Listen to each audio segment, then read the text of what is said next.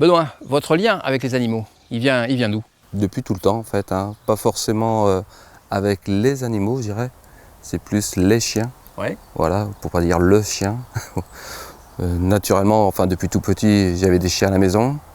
Depuis que je vis en couple, en famille, il y a des chiens à la maison. Donc l'amour des animaux ou du chien, voilà, il n'a pas été provoqué, il est naturel chez moi, quoi.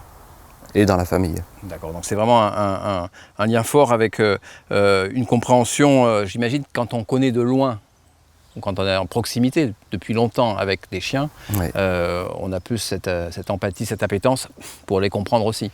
Et c'est peut-être ça aussi qui fait qu'aujourd'hui vous êtes orienté vers ce dont on va parler. Votre formation et votre expérience, et vos expériences alors? Donc formation depuis 99. Donc j'avais passé, en fait je faisais partie d'un club d'agility dans la région toulousaine, à Cugnot exactement, et en 99, à force de donner des cours officieusement, on m'a demandé de passer mes diplômes pour pouvoir donner des cours vraiment reconnus.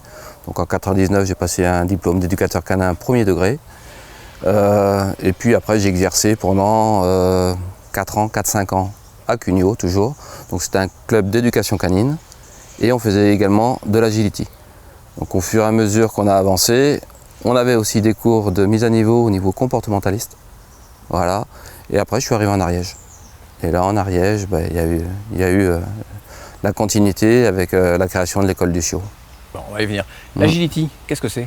Agility, c'est le principe d'un parcours d'obstacles, un peu comme on le voit avec les chevaux pour le jump. C'est un peu le même principe mais avec le chien. Donc, il passe dans des tunnels, il saute des haies, il doit s'asseoir, il doit faire des slaloms. Voilà, et tout ça chronométré et en fonction, avec des fautes, le même principe que le jump pour les chevaux, quoi. Alors donc, on arrive en Ariège. Le choix donc de créer cette école des chiots. Pourquoi est-ce que l'idée de créer l'école des chiots? Vous aviez constaté vis-à-vis des propriétaires peut-être un problème, un manque ou un besoin? Alors, pas par rapport aux propriétaires, par rapport aux relations où on pourrait venir après, sur les vétérinaires, avec les vétérinaires. Donc Nathalie Foyenne, pour commencer, donc un jour, on parlait comme ça qu'elle avait des problèmes pour manipuler certains chiens. À l'époque, j'avais des cavaliers King Charles, dont un Picasso, qui avait des problèmes cardiaques. Et Nathalie disait toujours qu'elle voulait que des chiens comme ça, parce qu'à manipuler, c'était que du bonheur. Et on a commencé à parler, on a échangé, et puis là, je lui ai annoncé que j'étais éducateur canin, qu'en Ariège, il y avait un club canin de dressage, voilà, et un petit peu d'agility. J'étais allé me présenter, que c'était pas forcément le bon moment. Et on a dit pourquoi pas créer une école des chiots pour pouvoir manipuler les chiens, les ausculter et tout ça. Et c'est de là qu'on a dit on va démarrer ça. Donc avec alors à l'époque c'était le cabinet vétérinaire du Chat Perché, et on s'est installé et on a commencé. Donc on a fait ça en 2013. Et depuis ça fait son petit bonhomme de chemin.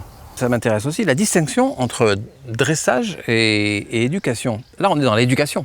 On est dans l'éducation. Le dressage, c'est, on va dire, la vieille école. Le dressage, c'est ce que faisaient nos grands-parents, nos parents, les militaires. Alors, le dressage, c'est le chien d'utilité. On dresse, le chien est au service du maître. Voilà. Il y a la complicité, vraiment entre guillemets, alors que l'éducation, c'est l'éducation, c'est la complicité, c'est naturel en quelque sorte. On va renforcer tout ce qui est positif plutôt que le dressage où on est sur de l'obéissance pure. Le chien doit servir le maître. Donc on le voyait dans le cirque, voilà, où l'éléphant devait faire son spectacle. Il était dressé. Le plaisir, je ne sais pas où il était. Le chien, c'est pareil. Il doit monter la garde. Le chasseur, il veut qu'il ramène le gibier, donc il le dresse. Par contre, l'obéissance, voilà, c'est des instincts naturels. Le chien, il va s'asseoir. Quand il va s'asseoir, on va lui dire « c'est bien, t'es assis ». Le chien, il entend, et l'ordre va être assimilé comme ça. Mais il faut dès tout petit, dès qu'il est chiot, c'est naturel. Le chien va s'asseoir. Donc s'il l'entend, après on va le faire travailler comme ça, avec de l'obéissance, de la répétition et ainsi de suite, quoi. Donc c'est vraiment une méthode douce. Douce, voilà, sans contrainte. La seule contrainte que je peux donner, comme je dis, c'est le kick, j'appelle ça le kick au niveau des maîtres. En fait, quand on a le collier et la laisse, mais juste le fait de donner un petit coup de collier, ça interpelle le chien. Si sur vous, je vous interpelle, tout de suite vous allez dire, ah, il veut quelque chose de moi. Et par contre, si je vous mets de l'adressage, si je vous mets une pression, qu'est-ce que vous allez faire? Vous allez résister. Le dressage, c'est un peu un conflit jusqu'à ce que le chien obéisse. L'intérêt, c'est la vieille école. Voilà. On évolue, maintenant on est plus souple et le résultat est peut-être... non, il n'est pas peut-être, il est identique. Voilà, sauf qu'il n'y a pas de contrainte, c'est que du plaisir, que du bonheur. Pour le chien et pour le maître. Pour le maître, la formation des propriétaires, c'est... Alors, on éduque le chien, mais... Non, on n'éduque pas le chien. Le chiot, non. On éduque le maître. On éduque le maître. On éduque le maître. Le maître, on apprend au maître à parler chien. Voilà, donc moi, comme je dis toujours, mes plus belles formations, c'est à la maison quand j'ai des portées. L'Alice, quand elle a les petits chiots, elle travaille depuis tout petit. Donc pendant 2 mois et demi, les chiots sont éduqués par la mère. Et on les voit faire et c'est là qu'on apprend. Enfin moi personnellement, j'apprends énormément du comportement de la mère, ce qu'elle fait pas. Et ça, les chiots obéissent, ils sont éduqués à la sortie. Après derrière, ils arrivent dans les familles. Et là, les maîtres savent ou pas parler chien. Voilà, donc soit on remet de la contrainte, soit ça, ou soit on redonne de l'amour et puis on interdit juste ce qu'il faut interdire, juste un seul ordre, le non. Voilà. Et à un moment donné, le chien, il a envie ou il n'a pas envie de le faire. Mais s'il n'a pas envie, c'est pas pour nous ennuyer. C'est qu'il y a du bruit, donc ça le stresse. Il a mal quelque part, donc il ne veut pas faire. Voilà, il y a plein de choses. Donc si on ne comprend pas le chien, c'est pas possible. Après, il peut y avoir les autres contraintes. On est dans un parc, on rappelle son chien, il n'a pas envie de revenir. C'est normal, il y a tous ses copains autour. Donc voilà, ça ne sert à rien d'aller le punir parce qu'il ne revient pas. Il préfère aller jouer avec les autres, tout simplement. Et donc si on n'éduque pas les maîtres, ils ne comprennent pas et ils vont aller chercher le chien, ils l'engueulent et la fois d'après, ils vont le rappeler et il ne reviendra pas. En fait, il faut apprendre à avoir un savoir-être avec son animal plus qu'un savoir-faire en fait. C'est quelque chose. Exactement. C'est du partage. Voilà. Alors aujourd'hui, il y a l'activité. Les gens travaillent. Donc la journée, le chien est tout seul. Quand vous rentrez, soit vous travaillez un petit peu avec lui, vous avez le temps et là vous progressez. Ceux qui ont la chance, comme les retraités par exemple, d'être en permanence avec un chien, les chiens, même s'ils ne sont pas éduqués, ils sont tout le temps avec leur maître. Donc ce sont des chiens qui écoutent, qui partagent, voilà. Les enfants, quand ils sont avec, c'est pareil, c'est que du jeu. Et les chiens écoutent bien les enfants, parce que déjà, les enfants ne les gronderont jamais, ils feront que jouer avec.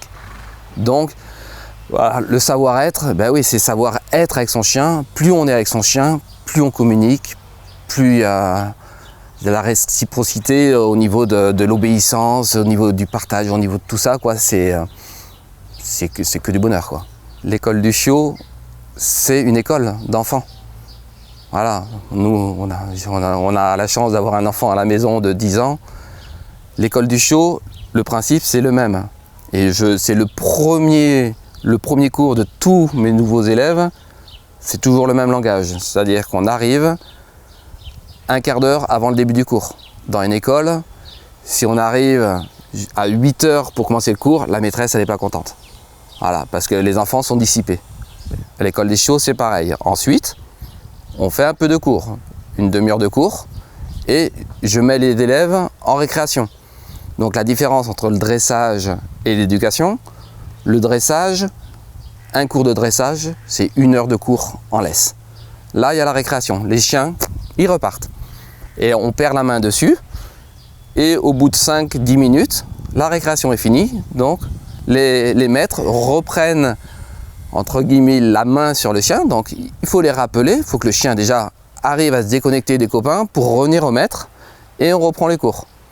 Et à la fin, on finit toujours, que ce soit en cours, et c'est le message hyper important, comme à la maison, par quelque chose de positif. À l'école, c'est quoi quelque chose de positif? C'est la note.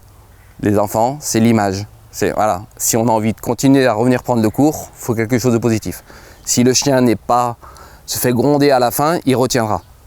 S'il retient la caresse, la joie, la posture, c'est que du bonheur et du positif. Toujours pareil, le positif, le positif. Qu'est-ce que c'est au fond de l'objectif de l'école du chiot?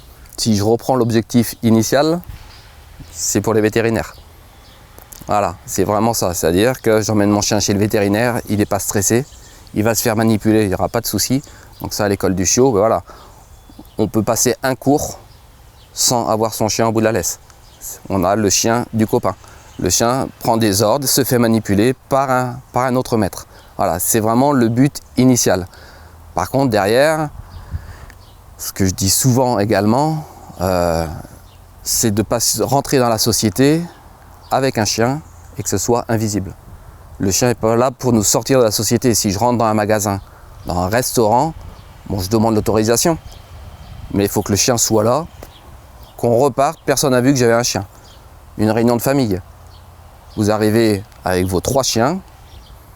Voilà. Si vous êtes sans arrêt, Pépette, viens ici, n'importe, Médor, voilà, sans arrêt, la famille a dit bon, on ne veut plus le voir lui. Les amis, ils ne veulent plus nous voir. Alors que si vous venez avec des chiens sociabilisés, qui écoutent, qui ne sont pas dressés, qui écoutent simplement, ben, vous pouvez aller partout, vous les emmenez partout et vous continuez à vivre.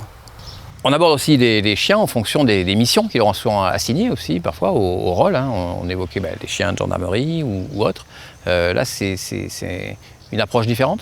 C'est pas une approche différente, mais il y a des races. Il y a des catégories, même dans les races. Il y a du chien de travail, il y a du chien de beauté. Après, moi, je vais même aller au chien de compagnie. Voilà. Et après, il y a les croisés. Voilà. Un chien de travail va venir en éducation, ça va être que du bonheur. Le caractère du chien va faire également qu'on va pouvoir faire telle ou telle chose avec son chien, qu'il va pouvoir accepter ou pas. Comme chez les humains, il y en a qui sont plus ou moins sensibles, les maîtres sont plus ou moins sensibles. Là aussi, sur l'école du chiot, j'essaye de le travailler. Parce qu'on ne travaille pas que sur un chien, on travaille sur le binôme. Voilà. Après, les races, voilà, vous allez prendre le berger allemand, le malinois, ce sont des chiens de travail. Donc, ils sont capables, pour les apprendre à marcher au pied, voilà, ça va être quasiment naturel. Ce sont dans leur gène. L'agility qu'on parlait tout à l'heure, vous mettez des chiens de troupeau, naturellement, ils vont aller beaucoup plus vite, ils vont passer, ils sont beaucoup plus rapides, beaucoup plus techniques. Si on parle des lévriers, des whippets, c'est fait pour la course, voilà. Moi, en termes d'éducation, tout ça, je le ressens. Que ce soit le chien de berger, le chien de garde, le lévrier, ce sont des chiens de travail. Donc moi, naturellement, ce sont des chiens qui peuvent être éduqués très facilement. Ensuite, derrière, il y a tous les petits chiens, les chiens de compagnie. Et surtout, plus ils sont petits, plus on a l'impression de ne pas avoir besoin de les éduquer. Le chihuahua, il est dans le sac. Bon, on ne l'éduque pas parce que de toute façon, dès qu'il a peur qu'il y a un gros chien, on l'enlève, on le met dans le sac. Voilà. Sauf qu'un chihuahua, j'en ai eu, qui font 2-3 kilos, peuvent s'éduquer comme le Saint-Bernard qui va en faire 90. Ou le Rottweiler, qui est un peu plus impressionnant, ou l'American Staff. Voilà. Donc tout ça, ça s'éduque de la même façon. Par mon expérience, voilà, je vous ai parlé tout à l'heure de Picasso, Cavalier des King Charles, que j'ai éduqué à l'époque on habitait dans la région toulousaine également, ou en appartement, donc il fallait que je le sorte. Et quand je le sortais, il côtoyait les Rottweilers du quartier, voilà. Et puis, il n'a jamais eu peur d'un Rottweiler. Voilà. Au début, ça impressionne un peu, hein, parce que quand ils sont tout petits comme ça, vous le mettez, qu'est-ce qu'il va me faire? Est-ce qu'il va le manger en deux ou pas? Non, voilà. Par contre, on l'a éduqué, les deux, ils pouvaient jouer ensemble, voilà. Donc si on éduque les maîtres une nouvelle fois, ça passe. Il ne faut pas avoir peur des autres, du regard des autres. Toujours pareil. Et donc après, voilà, chaque chien a le chien de chasse, il faut le laisser faire naturellement. Voilà. Là, j'ai fait l'erreur avec ma première chienne, donc c'est Terre Gordon que j'ai, où j'ai voulu un peu trop la dresser. Et après, j'ai voulu la mettre sur des compétitions. Elle ne prenait pas de terrain, en fait. Elle m'obéissait, elle était amoureuse de son maître. Par contre, elle ne prenait rien. Alors que maintenant, mes chiens sont même pas éduqués, je dirais, parce qu'ils ont besoin de liberté, ils ont besoin sur leur terrain de voilà. Et donc ça, c'est le respect aussi du chien par rapport, voilà, ce sont des chiens de compagnie, mais avec leur liberté et leur gêne.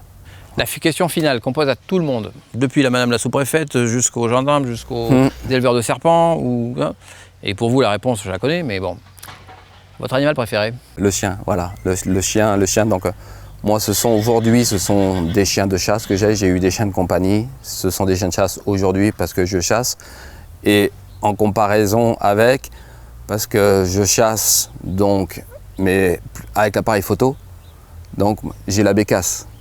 Et les deux ensemble, c'est magique parce qu'on a l'impression qu'ils jouent ensemble. Voilà. Donc les deux sont, pour moi les deux aujourd'hui, le setter Gordon et la bécasse sont vraiment, à cette période de ma vie, quoi, c'est vraiment mes deux jouets. Voilà.